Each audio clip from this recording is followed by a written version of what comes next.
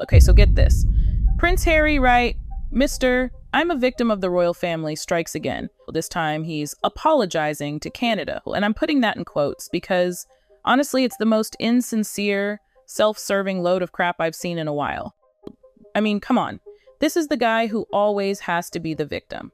No matter what he does, it's never his fault. He's always being forced, manipulated, or misunderstood. It's exhausting. And this Hatgate thing? Seriously? He wore a freaking LA Dodgers hat to a baseball game when he's supposedly living in Canada, and now has a whole new allegiance to the Blue Jays. Oh, big deal, right? Well, except of course he had to make it a whole production, complete with a pre-planned apology and a Blue Jays hat conveniently on hand. The whole thing just screams calculated PR like, oh, Canada, please still love me. Well, I need your approval because I'm trying to build my brand here. It's so transparent. It's almost insulting. And the worst part, he blames the owner of the Dodgers. He claims he was under duress to wear the hat. Awful like. This grown man, a former prince, a military veteran, couldn't just say, hey, thanks, but I'm actually a Blue Jays fan. No, he had to play the victim card again. Oh, the poor me. I was forced to wear a baseball hat. Well, give me a break. It's not about the hat, people. It's about the principle. It's about accountability. It's about this guy constantly trying to rewrite history to make himself look like the good guy. And frankly, it's getting old. I saw something about him visiting a hospital in Canada too. Apparently, there were like 7 police cars guarding him. 7. So much for not being a burden on Canadian taxpayers. I mean, is he that important? Is he really that much of a target? Or is it just another way for him to feel important and to justify his lavish lifestyle? I'm telling you, the whole thing is a carefully orchestrated performance. He's not spontaneous. He's not authentic. Well, he's a brand, and he's desperately trying to protect that brand, even if it means throwing other people under the bus. And don't even get me started on the poppy he's wearing in the apology video. A poppy? Well, this is the guy who bragged about killing 25 Taliban members. The guy who basically undermined the entire military code. And now he's wearing a symbol of remembrance and sacrifice. It's beyond hypocritical. It's offensive. Well, he's saying he was underdressed, and that's why he wore the Dodgers hat. Underdressed. At a baseball game? What does that even mean? Was he expecting a black tie affair? And then he throws in the baldness card like, oh, you know, when you're losing your hair, well, you'll grab any hat you can find. As if that justifies betraying an entire country. And then he claims he was Blue Jays throughout. Game 5, 6, and 7. But he was literally photographed wearing the Dodgers hat at a game where the Dodgers were playing the Blue Jays. Does he think we're stupid? Does he think we can't see through his lies? He says he's devastated that the Blue Jays lost. Yeah, right. I bet he was crying into his champagne in his luxury box, paid for by the Dodgers owner he just threw under the bus. Well, the thing that really gets me is the lack of loyalty. This is a guy who was born into privilege, who was given every opportunity, who swore an oath to his country, and he just throws it all away for money and attention. And then he blames everyone else for his choices. Well, his brother, Prince William, is a diehard Aston Villa fan. Can you imagine William wearing a rival team's hat just because the owner of the box told him to? No way. He would have stood his ground. But Harry, well, he's willing to compromise his principles for an invitation to an $18,000 seat. That says everything you need to know about the guy. It's like, dude, he's blaming Catherine now for that Nazi costume thing from years ago? Seriously? Well, he says she didn't force him not to wear it. So it's her fault? I mean, come on, he was a grown man. It's always someone else's fault, never his. And this whole, oops, I did it again routine, well, he thinks he can just play the cute, clueless Brit and we'll all forgive him. It's insulting. We're not stupid. We see right through it. The worst part is his apology just makes it worse. It's so fake, so insincere, he's not actually sorry. Well, he's just trying to smooth things over so he can keep grifting Canada. He's got that Invictus Games thing coming up. Got to keep the image clean, right? I mean, watch the video. Look at his face. Well, does he look sorry? No. He looks like he's taking the piss out of the whole thing. He's mocking us. He's mocking Canada. He thinks we're a bunch of rubes who'll fall for his BS. Why couldn't he just not wear the hat in the first place? Why couldn't he just say, hey, I'm a Blue Jays fan, thanks but no thanks? Because he has no principles. He's a sellout. He's willing to do anything for money and attention. And the fact that they keep enabling him is infuriating. Why are we giving this guy a platform? Why are we giving him police protection? He's not a head of state. He's not even a particularly relevant celebrity anymore.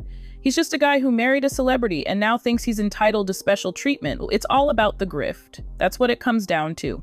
He's coming back to Canada in December, right? Well, he's got some kind of money-making scheme planned, some kind of charity or foundation where he can rake in the cash while pretending to care about something. And people will fall for it. They'll see the prince, the wounded veteran, the champion of mental health, and they'll open their wallets. They won't see the guy who's constantly playing the victim, who's constantly blaming everyone else, who's constantly putting his own interests first. It just makes me so mad. He's taking advantage of our good nature. He's taking advantage of our generosity. He's taking advantage of our love for the monarchy. And he's doing it all for his own personal gain, family. It's not even about the royal family anymore. It's about this guy's character, or lack thereof. He's just proven time and again that he's not a good person. He's selfish, he's entitled, and he's completely out of touch with reality. And honestly, I'm tired of hearing about him. I'm tired of seeing his face. I'm tired of his crocodile tears. I just want him to go away and leave us alone. Let Canada be Canada. We don't need him here. He can go back to California and hang out with his celebrity friends and complain about how hard it is to be rich and famous. But please, just leave us out of it.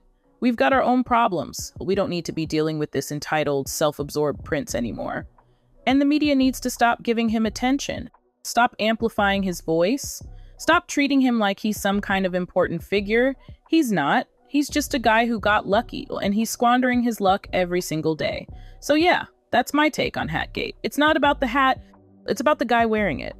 And the guy wearing it is a fraud. A complete and utter fraud, and I'm done with him. And you know what else bugs me? The way the media just laps this stuff up. They give him a platform, they amplify his voice.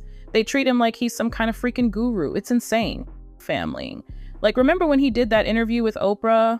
All that talk about the royal family being racist and how he was trapped, and everyone just ate it up. No one bothered to question his motives or his version of events. They just took him at his word. I'm not saying the royal family is perfect. Far from it. But Harry's not exactly a reliable narrator, is he? Well, he's got a clear agenda, and he's willing to say whatever it takes to advance that agenda. And the thing is, he's not even that interesting. He's just a privileged guy who's complaining about being privileged. I mean, come on. Well, there are real problems in the world. Well, there are people struggling to put food on the table, people fighting for their lives, people being oppressed and exploited. And this guy is whining about wearing the wrong baseball hat. It's just so tone deaf. It's like he's living in a completely different reality. Look, I get it. He had a tough childhood. His mother died when he was young. He was thrust into the spotlight at a very early age. He probably has a lot of unresolved trauma, but that doesn't excuse his behavior. It doesn't excuse his constant victimhood. It doesn't excuse his willingness to throw other people under the bus. And it certainly doesn't excuse his hypocrisy. He's constantly lecturing us about climate change while jetting around the world in private planes. He's constantly talking about mental health while trashing his own family in the media. It's just too much. I can't take it anymore. I'm officially harried out. I think a lot of people are starting to feel the same way. The novelty has worn off. People are starting to see through the act. They're starting to realize that he's not the hero he pretends to be. He's just a guy who's trying to make a buck off his royal connections. And he's willing to do whatever it takes to keep the money flowing. Here's the thing, though. I don't think it's going to work. I think people are getting wise to his game. They're starting to realize that he's not authentic, he's not genuine, and he's not to be trusted. And once that happens, he's done. He'll just be another washed-up celebrity desperately clinging to the spotlight. It's kind of sad, really. He had so much potential. He could have used his platform to do some real good in the world. He could have been a force for positive change. But he chose to go down a different path. He chose to embrace the victimhood narrative. He chose to prioritize money and attention over everything else. And now he's paying the price. He's losing credibility, he's alienating his supporters, and he's turning himself into a laughingstock. So, yeah, Hatgate might seem like a small thing, but it's really a symptom of a much bigger problem. It's a symptom of Harry's complete lack of self-awareness, his insatiable need for attention, and his willingness to do anything for a buck. And honestly, I'm just over it. I'm ready to move on. I'm ready to stop talking about Harry and start focusing on things that actually matter. Like, maybe we should talk about the fact that the Canadian government is wasting taxpayer money protecting this guy. Or maybe we should talk about the fact that he's using his platform to promote his own personal brand. Or maybe we should just ignore him altogether. Maybe if we stop giving him attention, he'll eventually go away. That's what I'm hoping for. Anyway, well, I'm hoping that one day I'll wake up and Harry will be a distant memory. A footnote in the history books, a cautionary tale about the dangers of privilege and entitlement. Until then, I'll just keep ranting about him on the internet because what else am I gonna do?